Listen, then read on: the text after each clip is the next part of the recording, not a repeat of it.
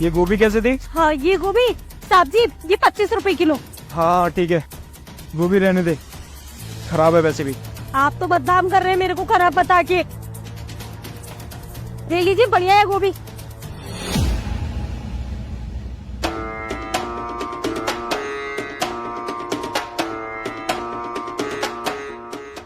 साहब जी आपके हो गए 30 रुपए। अरे मेरे पैसे कहाँ गए? अरे मेरी जेब कट गई, मेरे पैसे। ऐसे कैसे जेब कट गई साहब जी? आपने ध्यान नहीं दिया था क्या कि आप ये कोई पैसे निकाल के लेके जा रहा है? अरे पागल है क्या, जेब कटने वाले ऐसे ध्यान दिलवाते हैं क्या? अरे बहुत जल्दी काट देते जेब। ये देख मेरी जेब कट गई, अभी बैंक से निकाल के लेके आया था। अरे पूरे 1 लाख रुपए थे। अरे साहब जी आप कौन से रोड से आए हो? ये पीछे वाले रोड से। अरे तेरे की उधर से ही तो नहीं आना था साहब जी। आपको पता नहीं है क्या, लोग बैंक से पैसा निकाल के उसी वाली रोड से आते हैं और कुछ डाकू ना वहाँ पे आ जाते हैं और वहाँ से ना जेब काट के ले जाते हैं। वैसे तो डाकू डंकी की चोट पे चोरी करते हैं पर आजकल ये चुपके चुपके करने लगे हैं। साहब जी कुछ नहीं कर पाएंगे आप उन लोगों का। मैं तो कहती हूँ आप घर जाइए और इस बारे में किसी को मत बताना। पता है क्यों? क्योंकि अगर आप किसी को जाके बताओगे या पुलिस में कंप्लेंट करने की कोशिश करोगे ना, गला काट देंगे, मार डालेंगे आपको, चौराहे पे लटका देंगे। ऐसा हो के चुका है वो लोगों के साथ में। तो मतलब मेरे 1 लाख रुपए चले गए? चले गए साहब जी, आपकी जान भी चली जाएगी अगर इस बारे में आपने किसी को बताया। किसी को मत बताना, मैं तो कहती हूँ 1 लाख रुपया कुछ नहीं है पर आपकी जान बहुत कीमती है साहब जी। हाँ मैं किसी को नहीं बताऊंगा, मैं चलता हूँ। सब्जी। अरे मेरे 1 लाख रुपए चोरी हो गए, तुझे सब्जी की पड़ी है, रख अपनी सब्जी। अबे ओए जल्दी बाहर आ गया वो। वाह छोटे वाह, ला पैसा दिखा। सही है, कितना सारा पैसा। बिल्कुल सही खबर दी थी उस आदमी ने भी कि इसके पास में बहुत पैसा है। अब सुन मेरी बात, ऐसे ही ना ढंग से काम करता रहियो। अगर ढंग से काम करेगा ना तो जो जो मांगेगा ना सब दिलाऊंगी मैं।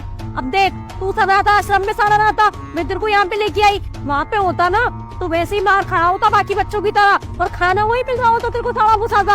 अब देख मेरे साथ में रह के कितना पैसा कमा रहा है ना, वैसे ही ना मेरा साथ देता रहियो वरना तू जानता है मैं कितना बुरा कर सकती है तेरे साथ में, है ना।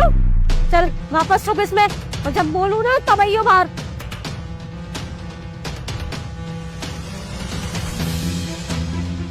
अरे ताजी ताजी सब्जी ले लो। अरे दीदी लौकी कैसे दिया? ये लौकी दिखाइए मेम साहब। ये मैम साहब आपको बैठेगी।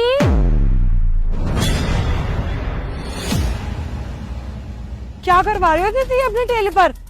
बच्चे से चोरी करवा रही हो आने जाने वाले लोगों की? कौन सी चोरी, कैसे चोरी मैम साहब? ये बच्चा चोरी कर रहा था क्या? अच्छा ये चोरी नहीं कर रहा था, ये तो मेरा पाँव दबा रहा था।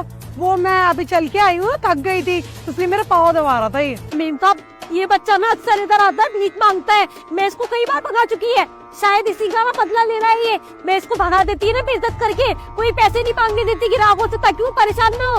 ये ना उसका बदला ले रहा है चोरी करके, मेरा नाम खराब करने की कोशिश कर रहा है मैम साहब। ये काफी अच्छा बोल लेती हूँ लेकिन अब फिलहाल बोल कर ना कोई फायदा नहीं है, क्योंकि तुम्हारी बात ना किसी ऐरे गहरे रत्तू गहरे से नहीं हो रही, तुम्हारी बात ना इस एरिया के चौकी इंचार्ज से हो रही है। तो ये झूठ बोलने की ना कोई जरूरत नहीं है। और ये बच्चा कहाँ से आया है ना, और यहाँ बैठकर इन घास के बीच में क्या कर रहा था मुझे बहुत अच्छे से पता है। इस बच्चे को तुम एक अनाथ आश्रम से लेके आई हो ना, वहाँ पर उन लोगों को ये दिलासा दे के आई थी तुम कि इस बच्चे की अच्छे से देखभाल करोगी, और यहाँ पर कितनी अच्छे से देखभाल हो रही है ना, वो चीज तो अब मेरे को दिख ही रही है। मैम साहब आपको कोई गलतफहमी हुई है, कोई और लाई होगी इसको अनाथ आश्रम से। अरे मैं तो खुद ही मेरे खाने के लाले पड़े रहते हैं, कैसे मुश्किल से कमाती। तुम चोरी करवा रही हो, लोगों के लाख रुपए चोरी करवा रहे हो और तुम्हारे खाने के लाले पड़े हैं। और तुम्हारे को देखकर तो मुझे कहीं से नहीं लग रहा कि तुम्हारे को खाने के लाले पड़े होंगे।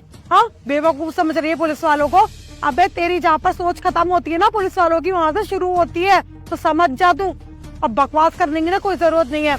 अभी थोड़ी देर पहले जो यहाँ पर बंदा आया था ना, तुझे क्या लग रहा था वो कोई आम नागरिक है? बेटा वो भी ना जिस थाने की मैं चौकी इंचार्ज ना वहीं का कांस्टेबल था, और जिस तरीके से तू उसे डरा रही धमका रही थी ना, वो डरा नहीं था, समझी तू। वो सीधे आया और उसने आकर ना मुझे पूरी बात बताई कि मैडम मैं अभी एक ठेले पर ना सब्जी लेने गया था। क्या बात है ना, वो उसने छुट्टी ली थी, उसके घर में ना वो छठ पूजा थी इसलिए वो छुट्टी पे चल रहा था, और उसे क्या मालूम थी तो वो सब्जी के ठेले पर आकर अपनी जेब ही कटवा देगा। फिर क्या था, मैंने उससे पूरी बात पता करी और उसके बाद में ना मैं फॉर्मल में आई यहाँ पर तेरे को रंगे हाथों पकड़ने के लिए, क्योंकि ना वो भी एक पुलिस वाला है, उसे इतना तो पता है कि उसकी जेब कब कहाँ और कैसे कटी होगी। मेम साहब मेरी ना इसमें अकेले की कोई गलती नहीं है मेम साहब, मैं तो बस एक मोहरा है मेम साहब, वो एक आदमी है, वो हमसे ना ये सब कुछ करवाता है और वही हमको। कोई बात नहीं ना, कोई बात नहीं, अब तू पकड़ी गई है, तेरा साथी भी पकड़ा जाएगा, और साथी है कि नहीं वो बात भी हमें पता चल जाएगी।